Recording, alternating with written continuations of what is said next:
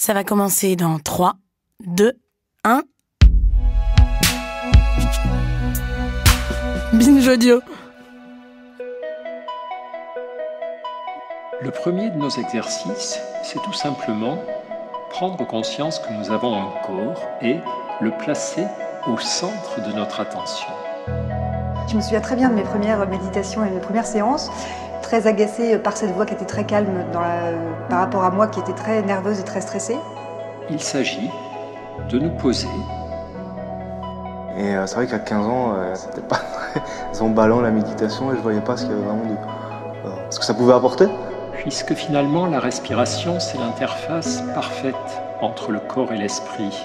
Je ne saurais pas exactement ce qui s'est passé, mais j'ai eu envie de recommencer.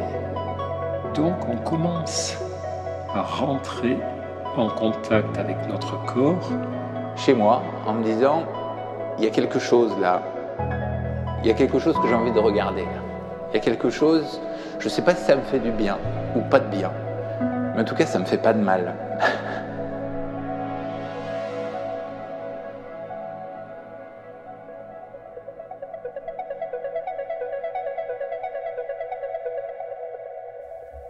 Quand j'étais petite, j'étais une enfant très timide. Et j'avais beaucoup de mal à parler, que ce soit en classe avec les professeurs ou avec les élèves, les camarades de classe. Plus je grandissais, plus ça s'amplifiait. J'ai toujours chanté depuis que je suis toute petite. C'est là où j'arrivais un peu à m'exprimer. Et j'ai fini par entrer à la maîtrise de Radio France, qui est le chœur d'enfants de Radio France. Donc le matin, on va à l'école comme tout le monde. Et l'après-midi, on travaille sur la musique, le solfège, le chant, la technique vocale et le travail de chœur. Tous les après-midi, on a différents profs. La première année, j'ai une prof en polyphonie qui m'a traumatisée, qui m'a humiliée pendant 2 ans et dont j'avais terriblement peur. Mes crises d'angoisse se sont déclenchées à ce moment-là. La première, c'était le vendredi midi, avant un de ses cours, où, je sais pas, il fallait sûrement que j'apprenne quelque chose, où je me suis mis à avoir du mal à respirer, avoir le cœur qui bat à 100 à l'heure, des spasmes musculaires, des tremblements, une crise de larmes assez violente. On m'a emmenée à l'infirmerie, on m'a allongée, on a appelé ma maman et on est venu me chercher. On a assez vite identifié ce que c'est des crises d'angoisse parce que j'ai un terrain anxieux, parce que j'ai toujours été timide, etc. Et que mon papa fait des crises d'angoisse. Je l'avais déjà vu en faire. En fait, je le voyais tomber, comme s'il tombait dans les pommes, en fait, même s'il perdait pas forcément connaissance. Mais je l'avais jamais vu faire quoi que ce soit pour se calmer avant, pour essayer de ralentir la crise, de la maîtriser. Simplement, il prenait un Lexomil après et il allait se coucher le reste de la journée. Une fois, j'ai le souvenir au volant. Moi, j'étais sur le siège derrière. Il regardait dans le rétroviseur central. Et là, je l'ai vu lâcher le volant, en fait. Il a juste lâché le volant et il s'est figé. Et il a demandé à mon grand-père de prendre le volant pour aller sur le bas-côté. Parce qu'il pouvait plus bouger et je crois qu'il avait les jambes coupées.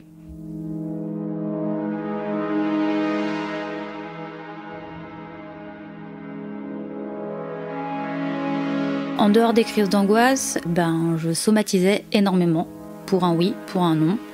Ça va du simple tremblement de main, de jambes, d'épaules. Très régulièrement, j'avais même aussi un tic juste de l'épaule. Et j'avais essentiellement aussi des problèmes digestifs. Il fallait que j'aille très vite aux toilettes, par exemple. J'avais des problèmes aussi parce que du coup, je vomissais. J'avais mal à la tête. Enfin, je me rendais vraiment malade, en fait. Ma maman, elle m'a expliqué assez rapidement que ces crises-là venaient pas de l'extérieur, mais bien de moi. Et donc que j'avais une prise là-dessus. J'étais peut-être un peu petite pour comprendre exactement, mais du coup, ce que je retiens, c'est que je pouvais changer quelque chose.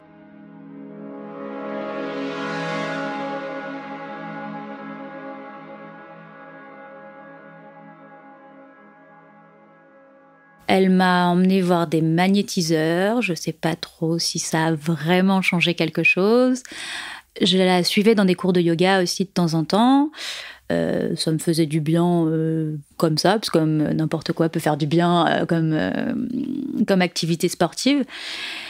Mais de toute façon, oui, elle m'a expliqué que c'était à moi de faire quelque chose. Donc assez rapidement, à l'adolescence, je me suis prise en main en essayant de voir, en m'intéressant un peu à tout dans les bouquins, à voir est-ce qu'il y avait une alimentation qui pouvait faire que je stresse moins, est-ce qu'il y avait des exercices. Et donc il y avait des exercices de relaxation qui revenaient régulièrement, des exercices de respiration et la méditation. Et puis, à l'adolescence aussi, j'étais un peu intéressée par plein de trucs spirituels, etc.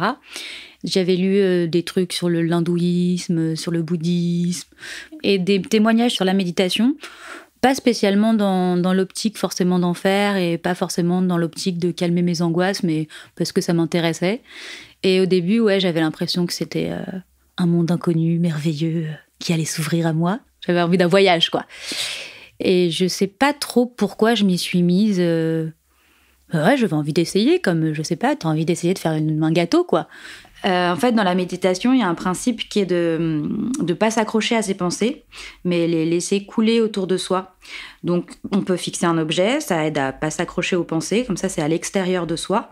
Mais on peut aussi observer les sensations qui se passent à l'intérieur de nous, et justement, apprendre à les laisser couler, pour pas s'y accrocher, c'est-à-dire par exemple sentir la sensation de stress et la laisser couler, pas s'y attacher, pas essayer de changer ça, juste ok, je suis stressée et laisser passer cet instant. Et donc fixer un objet, ça aide à ne pas s'accrocher aux pensées. Moi j'ai choisi la flamme d'une bougie parce que tout simplement j'ai lu dans un livre cette expérience-là possible, je trouvais ça joli, je me suis dit allez, on essaye.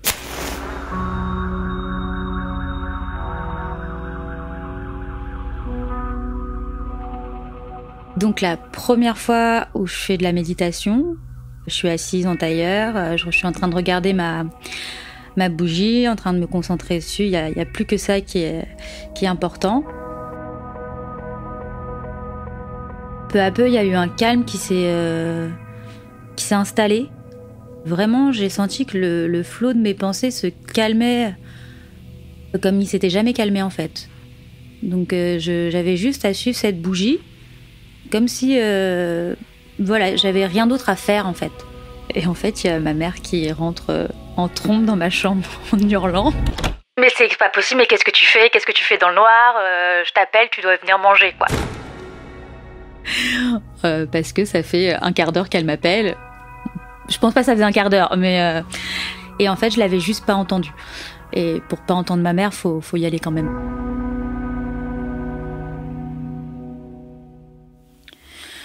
Donc à partir de ce moment-là, comme j'ai vu que ça calmait mon mental, au moins sur le moment, j'ai commencé à en faire tous les jours une demi-heure. Et ça m'a permis petit à petit en fait de gérer mes crises d'angoisse, parce qu'à ce moment-là, j'en faisais 3-4 fois par semaine, et assez violemment. Ça me les a pas enlevées complètement, mais ça m'a permis déjà... simplement, quand j'arrivais chez moi, ça me faisait une petite soupape. En fait, j'arrivais chez moi, je faisais ma méditation, un peu comme d'autres vont prendre leur thé, vont aller prendre un bain. Moi, je faisais ma méditation. Ça me permettait de lâcher prise un petit peu sur me laver de ma journée.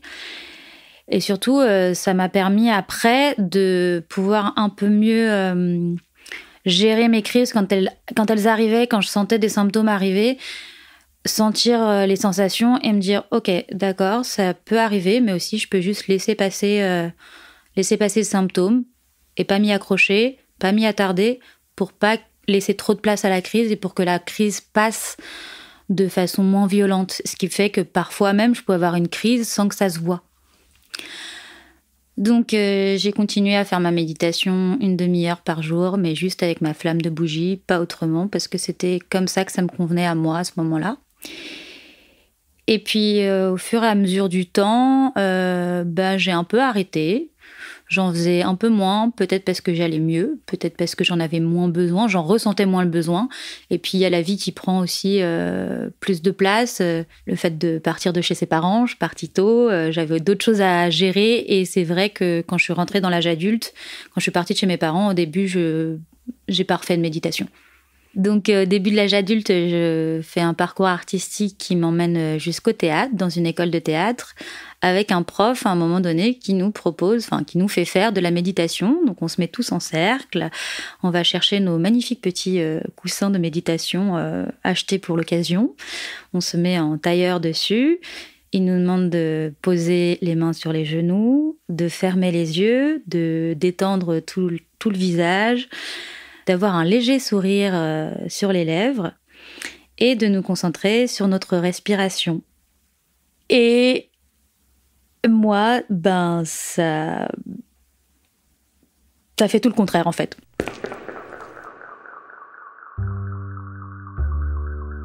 Ça m'angoisse et je suis obligée de rouvrir les yeux et de sortir tout de suite de l'exercice parce que je sens une crise arriver en fait. Donc comme en cours de théâtre, ça se passe pas bien, l'expérience n'a pas été concluante, je réessaye chez moi en me concentrant sur ma respiration. Et là, ça me fait pas forcément monter une crise d'angoisse, mais ça m'énerve en fait.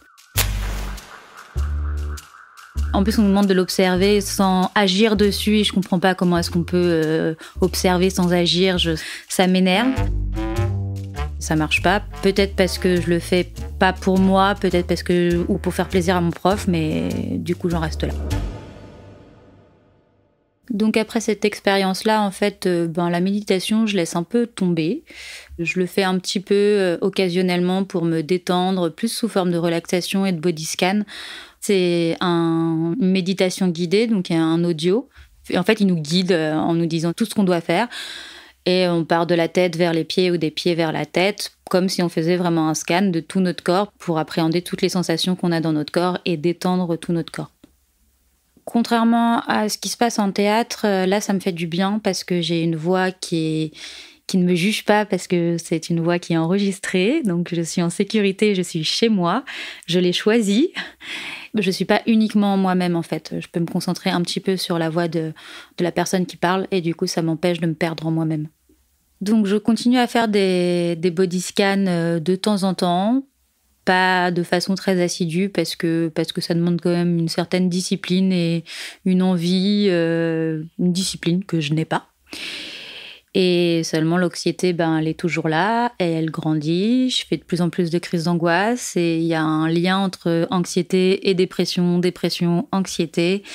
Et à force de faire l'autruche et de ne pas s'en occuper, je tombe en dépression. Après la dépression, ça m'a permis, du coup, comme j'étais vraiment au fond du trou, ça m'a obligée à faire la démarche d'aller chez le psychiatre, sachant que ça faisait déjà 1 an que je l'avais dans mon portefeuille, ce numéro, parce qu'on m'avait conseillé d'aller voir un psychiatre. C'est mon papa qui m'avait conseillé ça, parce que c'est comme ça qu'il s'en est sorti, lui.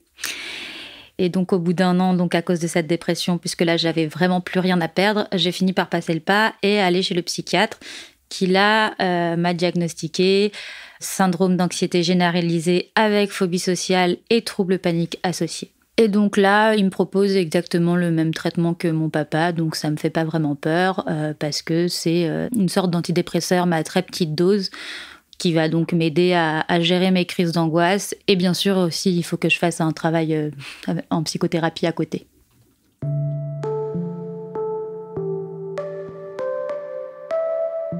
Les 2 premières semaines sont assez atroces, c'est empire. Mais à ce moment-là, je me suis remise au yoga, donc ça va à peu près. Et comme le yoga me faisait du bien aussi, le yoga m'a amenée à me remettre à la méditation. Par petits bouts de 10 minutes par jour, pas plus, parce que au-delà, je me perdais en moi-même et on revenait à la même problématique qu'avant. Et puis en fait, il a commencé à y avoir beaucoup plus d'applications sur la méditation, gratuites, pas gratuites. Et c'était très sécurisant pour moi en fait d'avoir une méditation guidée. De me dire, je suis tranquille chez moi, il y a quelqu'un qui me dit quoi faire, mais il n'y a personne pour me juger, pour me dire est-ce que je fais bien les choses.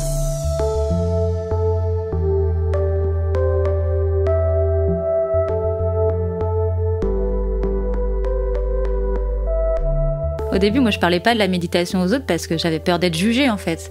Un truc un peu mystique et tout. Alors que, c'est vraiment un outil pour essayer de calmer mon mental.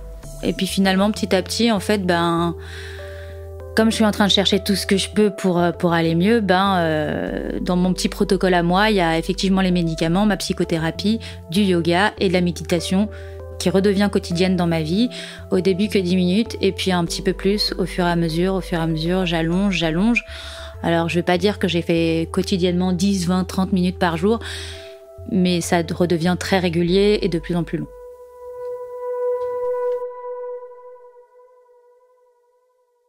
J'arrête les médicaments au bout de 2 ans, 2 ans et demi, parce que ça va beaucoup mieux. En tout cas, j'ai envie d'essayer sans. Et surtout, je commence une nouvelle vie. Je me lance dans l'éducation nationale. Donc normalement, un boulot qui devrait plus me plaire, où je devrais davantage m'épanouir. Alors d'un côté, c'est un pari un peu risqué parce que c'est un gros changement de vie. Et pour une angoissée de la vie, un gros changement, enlever les médicaments, peut-être que c'est pas la meilleure idée. Mais moi, je me dis que c'est le moment en fait. Je profite des vacances pour me sevrer, entre guillemets. Et par contre, là, je continue le yoga, la méditation, parce qu'il est clair que je ne peux pas m'en passer. Et puis finalement, ça se passe plutôt bien. Et le psychiatre me dit, oui, mais c'est une sorte de reprogrammation, en fait, du cerveau, la méditation. Et la méditation et le yoga, si ça vous fait du bien, si chez vous, ça fonctionne, oui, il est possible que vous n'ayez plus besoin de médicaments. Peut-être que ça va durer 1 an, peut-être 2 ans, peut-être toute la vie, on ne sait pas. Peut-être que vous allez devoir en reprendre à un moment donné, on ne sait pas. Donc pendant environ 2 ans, j'arrive à faire sans les médicaments. Au début, ça va très bien parce que je fais bien tout ce qu'il faut. Je fais bien du yoga, je fais bien ma méditation, que ce soit du body scan, de la méditation guidée ou même parfois de la méditation juste en me concentrant sur ma respiration parce que là, j'y arrive. Sans avoir l'impression d'être submergée. Mais la vie fait que petit à petit, je suis moins disciplinée, j'en fais de moins en moins, je fais moins de yoga, je prends moins de temps pour tout ça parce que j'ai mon changement de vie, j'ai beaucoup de travail. Et en fait, force est de constater que petit à petit, ça revient sans trop que je m'en rende compte. Mes tics, ma somatisation, mes envies de vomir...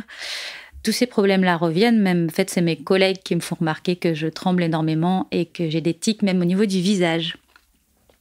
Donc du coup, c'est là où je me suis dit, faut changer quelque chose. Sauf que là pour le coup, j'étais trop enfoncée dans quelque chose, dans mon angoisse pour pouvoir juste faire du yoga et de la méditation et faire ça toute seule. Donc là, il faut que je retourne chez le psychiatre. Donc je retourne chez le psychiatre, je change de médicament. On en trouve un qui est plus adapté pour moi, par rapport à ma vie, par rapport à plein de choses. Et puis, je me remets pas tout de suite au yoga et à la méditation. Parce que là, du coup, de nouveau, de se remettre face à moi-même, c'est encore difficile. Les méditations guidées, j'y arrive, mais j'y vais tranquillement parce que je suis aussi un peu épuisée. Donc, en fait, je m'endors très vite. Et puis, petit à petit, ça va faire maintenant quelques mois où je fais de la méditation tous les soirs, en fait. Ça me permet de calmer mon mental et de dormir sereinement. Et en fait, ça fait partie de mon hygiène de vie maintenant qu'il faut que je garde, comme d'autres personnes ont besoin d'aller courir, en fait. Moi, j'ai besoin de faire ma méditation tous les jours. Pas forcément 20 minutes, pas forcément une demi-heure. Ça peut être juste 10 minutes, mais il faut que je le fasse tous les jours.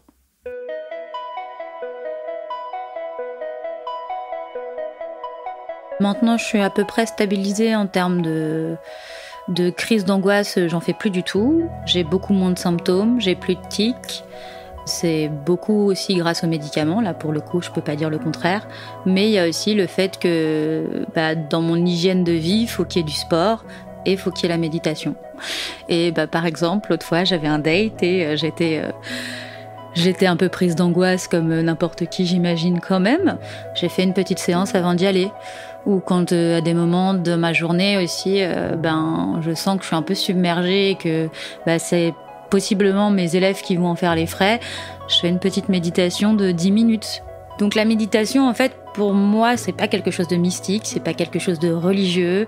C'est un outil parmi tant d'autres. C'est une pratique. Déjà, rien que le fait de dégager du temps pour le faire, rien que cette démarche-là, je pense qu'elle est bénéfique. Mais il ne faut pas s'attendre à ce que, ça y est, je fais ma première séance de méditation et tout d'un coup, j'ai une révélation. La première fois, ça ne nous calme pas vraiment. Ça peut même nous énerver. Enfin, moi, il y a eu des fois où ça me saoulait, quoi. Je me dis, mais qu'est-ce que je fais là ? Et puis finalement, une fois que tu l'as fait, tu dis, je suis bien là quand même, je suis fière de moi, j'ai fait ça. Pour moi, je peux très bien continuer ad vitam aeternam comme petit rituel du soir. Ça me paraît mieux que de scroller sur Instagram.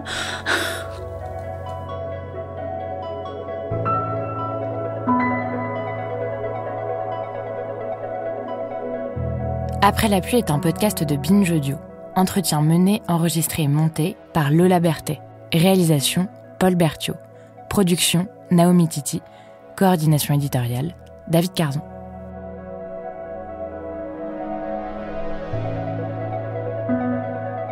Si vous aussi vous souhaitez témoigner sur des thèmes qui touchent à la santé mentale, écrivez-nous à l'adresse aprèslapluie@binge.audio ou sur le compte @aprèslapluiepodcast sur Instagram.